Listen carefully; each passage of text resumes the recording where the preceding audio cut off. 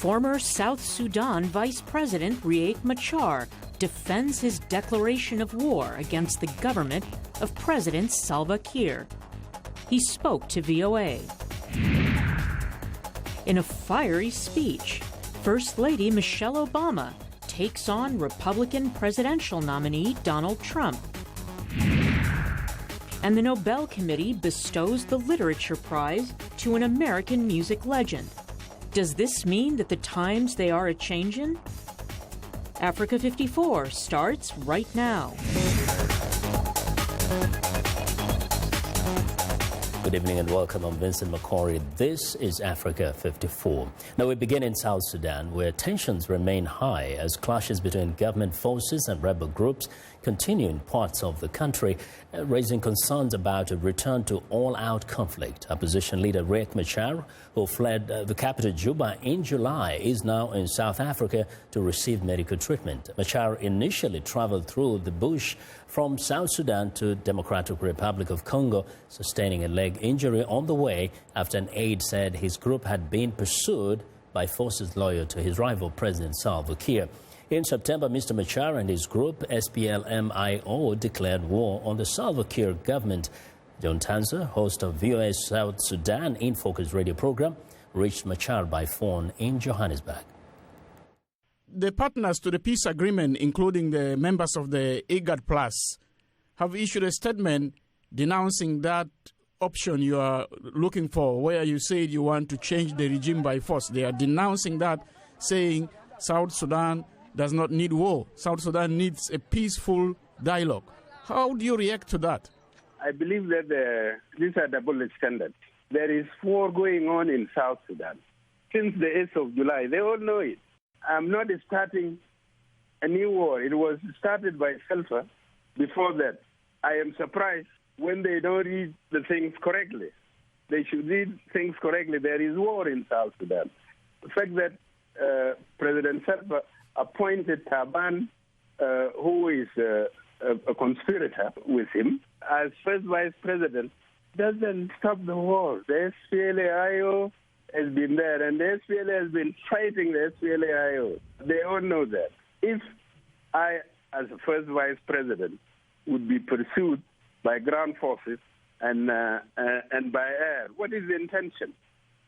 And we were communicating, telling him, look, we must find a way to talk and bring this crisis to an end after the Juba incident. He knows that. If I stop communication, it was after I found that his plan was to replace me with another person who has conspired with him to kill me in J1. Well, John Tanzer now joins me in studio to tell us more about his interview with Mr. Machar. John, welcome. Thank you. There was quite a scoop there. I don't think he's spoken a lot since he left Juba. Yeah, the last time I spoke with him was on the 15th of May, just 15 days after the transitional government of national unity was formed in Juba. And after that, my attempts to speak to him were not successful. Yeah. And since he fled Juba, he has not been speaking. I mean, given the conditions under which he was, and he was not able to speak. When he came to Khartoum, he was sick, and the Sudanese authorities also requested that he should be tight-lipped while he's in Sudan. Yeah. Now, we know that, the situation between him and Machar and Kiir hasn't been so good, but one hoped that perhaps he wasn't that serious when he declared that war. It looks like there is no other way. He's so determined to go to war with Machar. He was telling me that fighting has been going on in South Sudan right from the time he returned from Addis Ababa after signing the peace agreement. He told me that his forces have been constantly under attack from the South Sudan army. And he said the international community is not talking about that. They're only looking at what he's saying. And he went on to say that he's declaring war because that's the only option left on his table. That's the only way they know how to communicate. But here's a question. They signed a peace deal. In fact, this man eventually came together and they formed a government. What did he say has led to this continued fighting? Is there any point at which they actually both laid down their weapons and lived in peace? There was a ceasefire. After they signed the peace agreement, there was a ceasefire. But remember, President Kiir had told the world on the 26th of August in Juba that the peace agreement, he has reservations on the peace agreement. And when he signed it, he said the peace agreement is not going to be implemented. He said it is designed in a way that it will be difficult to implement. And right after Riek Machar came in on the 29th, they formed the government of transitional government of national unity. They were supposed to sit down and discuss pending issues. For instance, Machar's forces were supposed to be in a cantonment area. South Sudan Army was supposed to withdraw 25 kilometers outside Juba town. That did not happen. Yeah. And then when they were busy negotiating the peace agreement in Addis Ababa, President Kiir issued a decree partitioning South Sudan into 28 states. The agreement says South Sudan will be based, the agreement was based on the 10 states. Yeah. So Machar and Kiir did not agree on the 28 states. There were issues to do with the reintegration of the army and reforms in the institutions. That did not happen within that short period. And so the two leaders did not agree on a lot of things, and that was the beginning of the disagreement. This gentleman, I've been talking to the regional forces, the international community, all this time.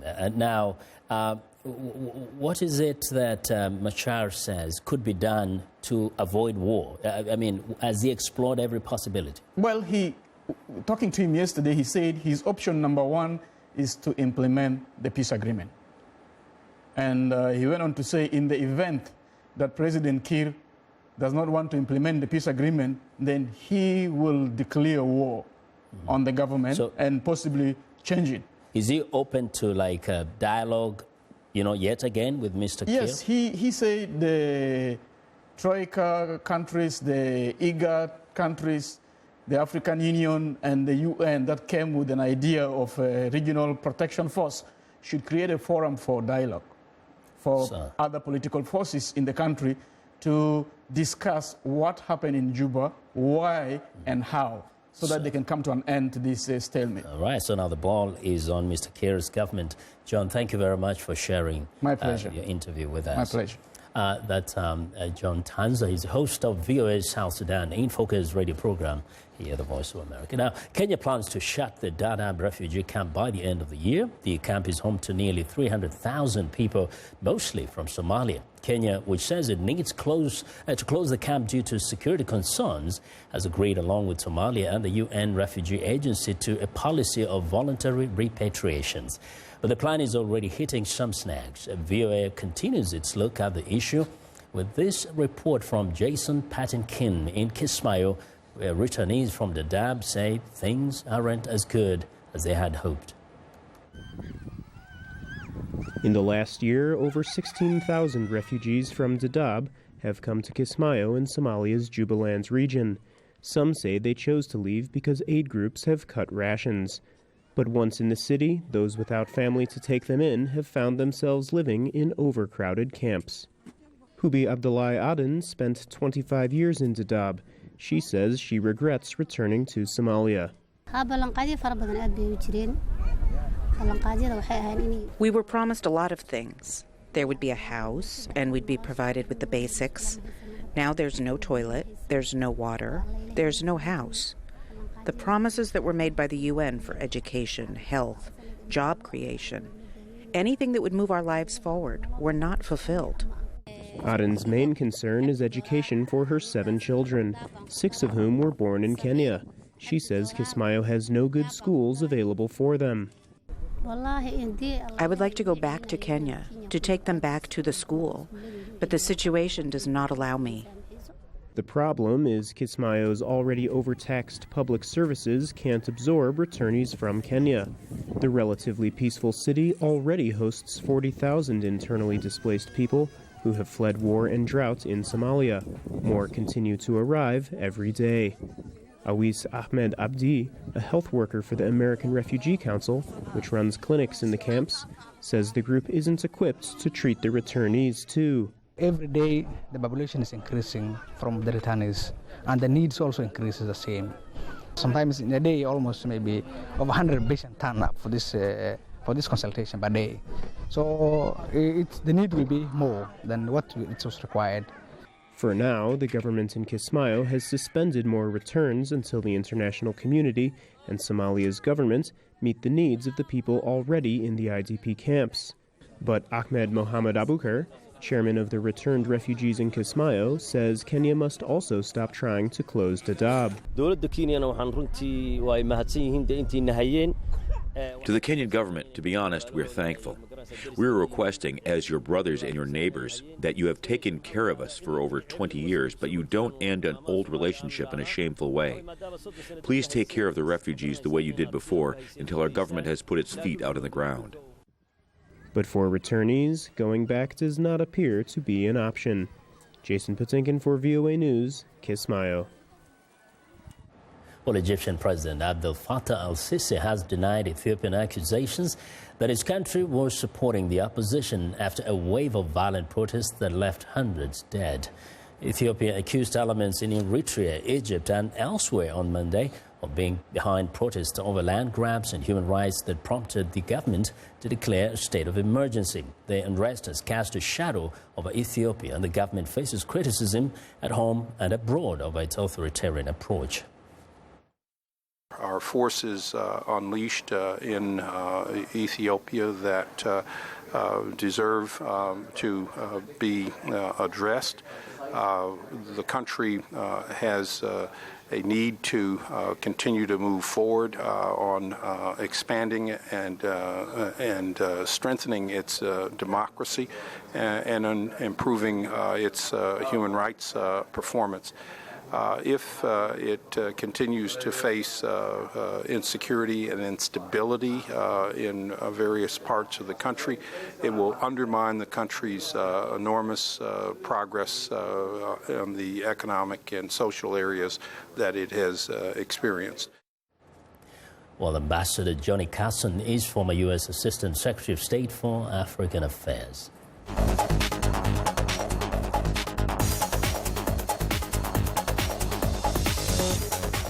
U.S. markets opened sharply higher on bank earnings and retail sales data.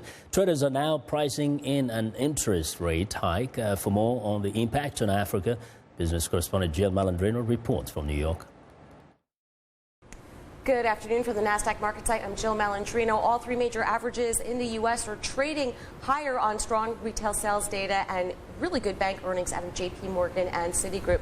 Joining me today is Bob Lang of ExplosiveOptions.net. Bob, one thing we focus a lot when we talk about the continent is the impact of the dollar on local currencies, since most of the countries are importing countries.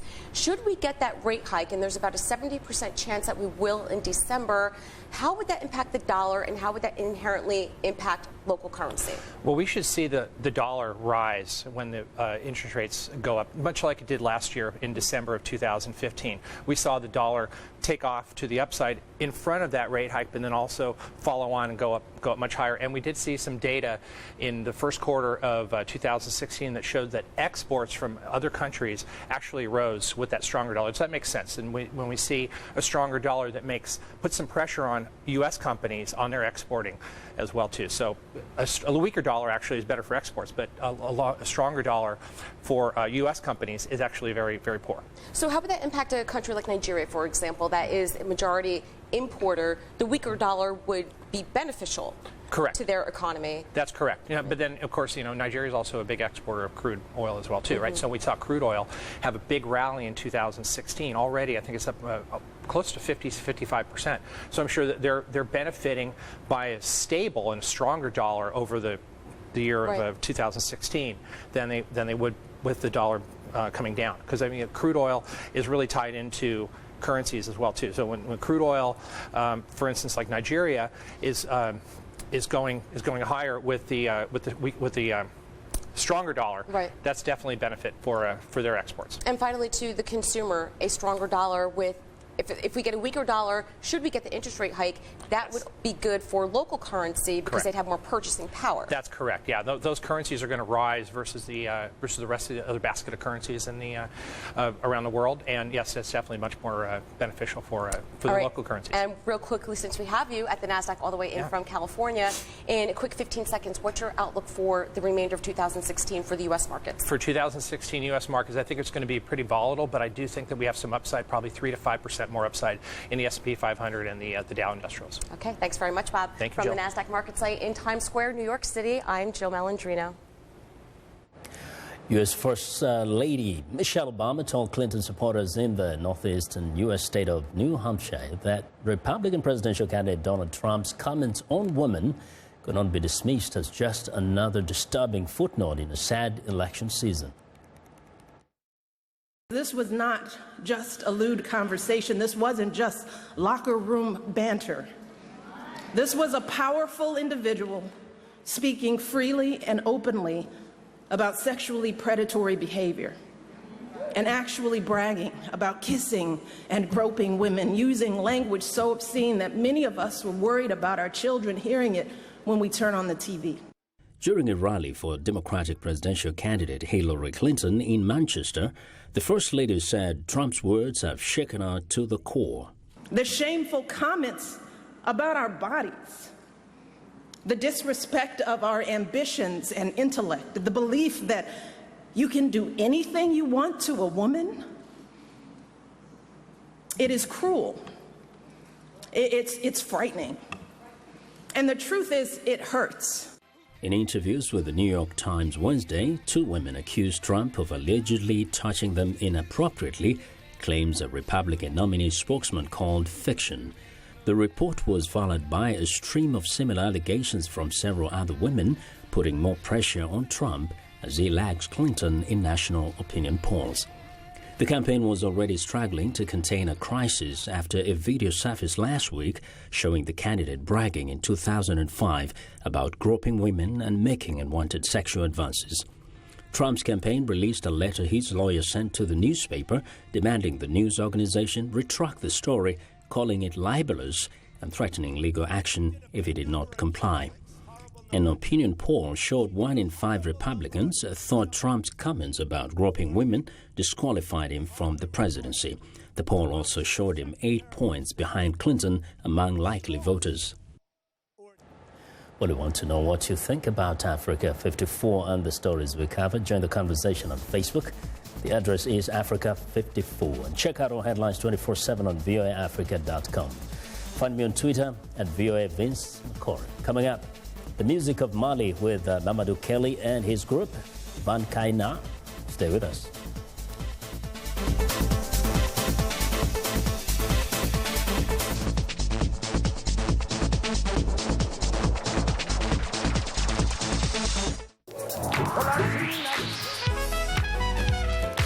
I wanted to present music and a side of American culture that is most important to me, that is a part of who I am. They're going to get some incredible performances. That's one of the things I love, bringing these artists in so you can get to see them do what they do. It's soul music, and that's what music is. It's that which comes from the soul.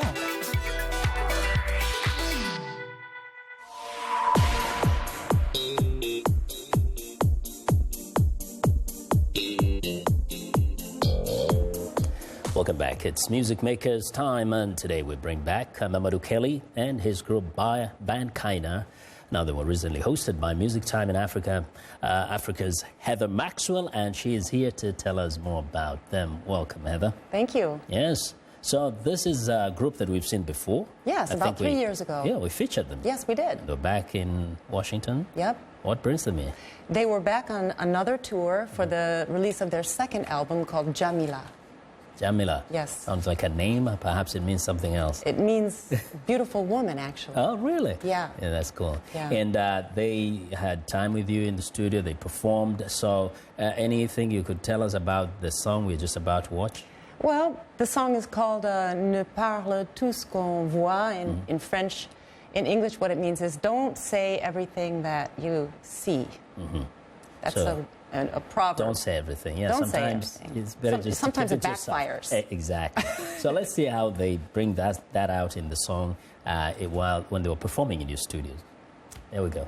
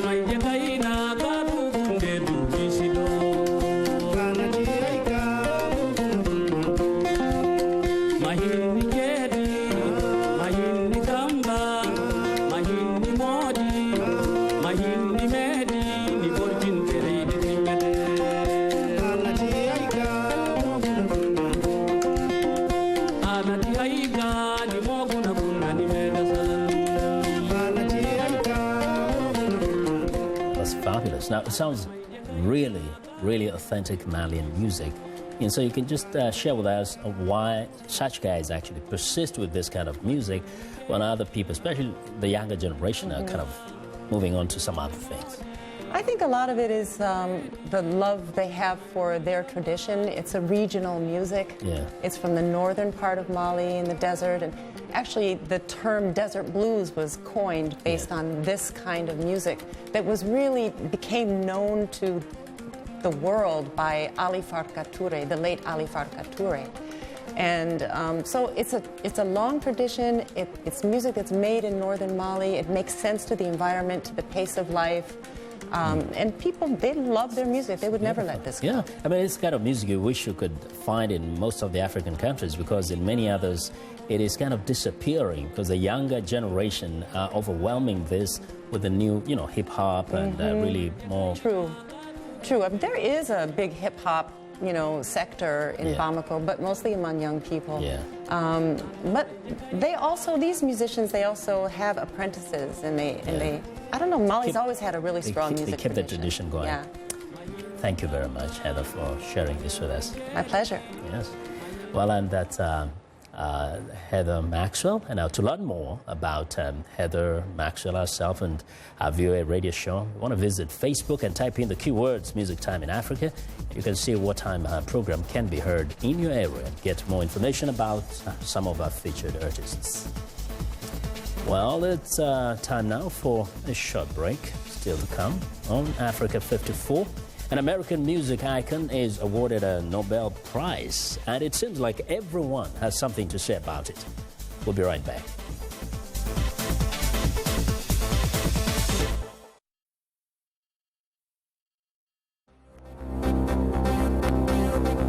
If you've just joined us, I'm Mariama Diallo, and here is a quick recap of today's headlines. In Rwanda, environmental leaders, delegates, and diplomats meet for the second and last day in Kigali to try to reach a deal on reducing hydrofluorocarbon, or HFC. German Chancellor Angela Merkel meets with Nigerian President Muhammadu Buhari on Friday in Berlin. In Nigeria, a group campaigning for the release of more than 200 schoolgirls held by Boko Haram militants celebrate that 21 of the girls have been freed.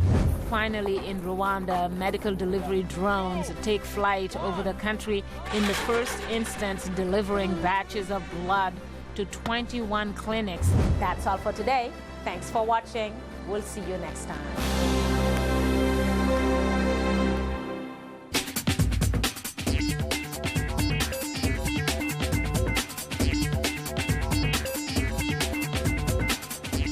Welcome back to Africa 54. Here's what's trending.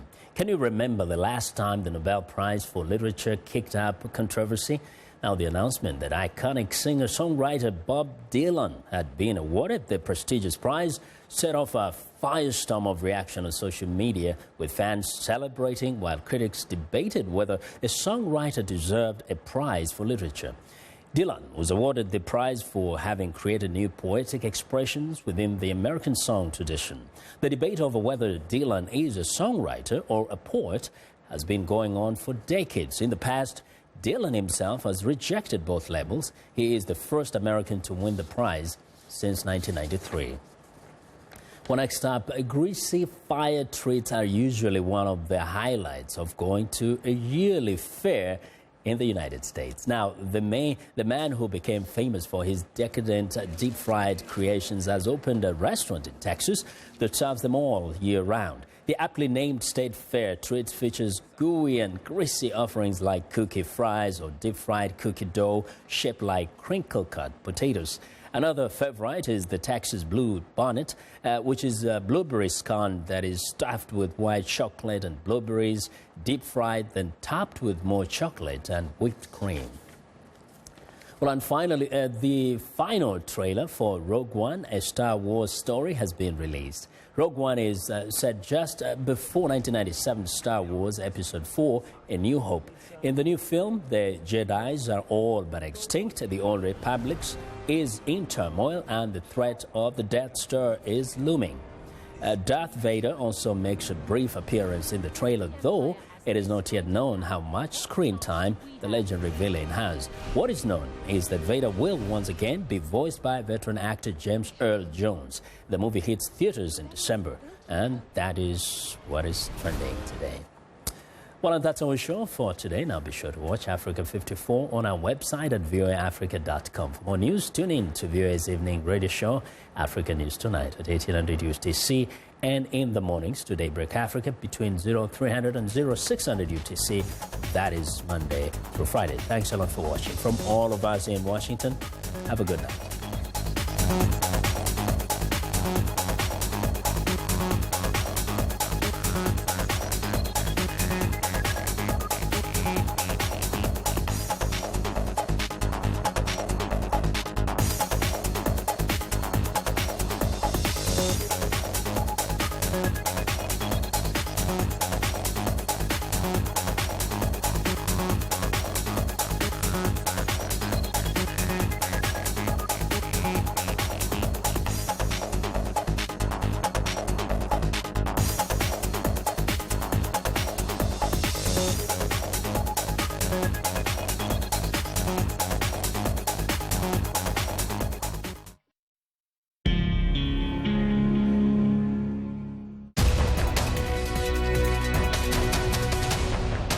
Welcome to the Voice of America's Newswords. Here is Ambassador Ryan Crocker speaking about Iraq. We're at an extremely delicate time throughout the region, certainly in Iraq, as the Iraqis struggle to form a government that needs to be inclusive enough that it will bring the Sunnis back into the process. Delicate. Something that is delicate can break easily. The ambassador says that the situation in the region must be handled very carefully. Delicate also can mean pretty. A delicate object is pleasing to look at and carefully made. Now, the next time you hear the word delicate, you will know what this news word means, and you can use it in a conversation.